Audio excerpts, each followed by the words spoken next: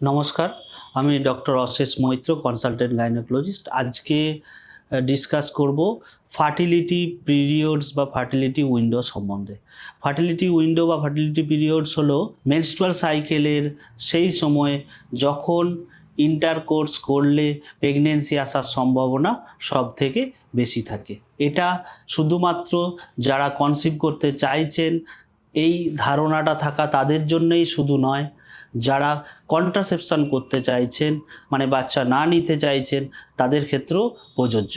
Average menstrual সাইকেলের length হলো 28 দিন। 28 দিন থেকে 7 দিন আগে এবং 7 দিন পরে দুটোই নর্মাল। 21 দিন যার মেনস্ট্রুয়াল সাইকেল উনিও নর্মাল। 35 দিন যার মেনস্ট্রুয়াল সাইকেল ডিউরেশন তিনিও নর্মাল। এক্ষেত্রে বোঝাটা খুবই অসুবিধার কার ওভুলেশন কবে হচ্ছে।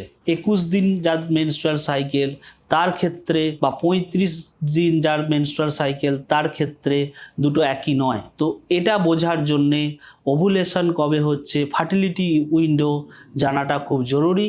তাদের ক্ষেত্রে আমরা কি করে থাকি যে এই ক্যালকুলেশনটা বুঝে নিলে তাদের অনেক সুবিধা হবে। জেনারেলি 28 দিন যার সাইকেল তার ক্ষেত্রে 14 দিন প্রায়র মানে 14 দিন আগে ওভুলেশন হয়, মানে ওভুলেশন হওয়ার 14 দিন পরে নেক্সট মেনস্ট্রুয়াল সাইকেলটা শুরু হয়। যার 21 দিন মেনস্ট্রুয়াল সাইকেলের লেন্থ 11 নম্বর দিনে ওভুলেশন হওয়ার চান্সেস ম্যাক্সিমাম।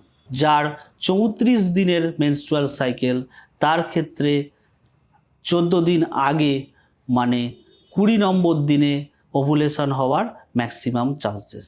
আর জেনে রাখি যে ডিম্বাণু বা উসাইট বডির মধ্যে 24 ঘন্টা বেঁচে থাকে, আর স্পার্ম বা শুক্রাণু বডির মধ্যে 2 থেকে 5 দিন বেঁচে থাকে। তো এক্ষেত্রে আমরা দেখি অ্যাভারেজ অন অ্যান অ্যাভারেজ 3 দিন প্লাস মাইনাস আমরা করতে পারি। 21 দিন যার সাইকেল তার ক্ষেত্রে আমরা দেখি যে 11 নম্বর দিনে ওভুলেশন। এক্ষেত্রে আমরা যদি প্লাস মাইনাস 3 দিন করি তাহলে 8 থেকে 14 নম্বর দিন পর্যন্ত তার ফার্টিলিটি পিরিয়ডস। যার 28 দিন মেনস্ট্রুয়াল সাইকেল তার ক্ষেত্রে 14 নম্বর দিনে ওভুলেশন প্লাস মাইনাস 3 দিন যদি দেখা যায় 11 থেকে 17 হলো তার ফার্টিলিটি উইন্ডো।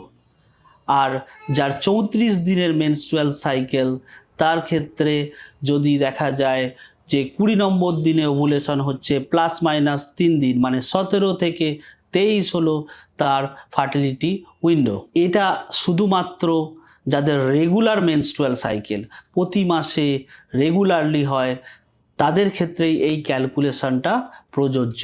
যে সমস্ত মহিলারা পিসিওএস বা কোনো হরমোনাল ডিসঅর্ডারসে ভুগছেন তাদের ক্ষেত্রে এই ক্যালকুলেশনটা প্রয়োগ করা যায় না। আর যারা স্ট্রেসফুল কাজের সাথে যুক্ত তাদের ক্ষেত্রে even normal menstrual cycle regular হলেও ওভুলেশন ডেট কিন্তু ফিক্স থাকে না। যারা পিসিওএস বা কোনো হরমোনাল ডিসঅর্ডারসে ভুগছেন রেগুলার মেনস্ট্রুয়াল সাইকেল নয়, সেক্ষেত্রে গাইনোকোলজিস্টের সাথে কনসালটেশনে থাকুন এবং সেটা ট্রিটমেন্ট করুন। ধন্যবাদ।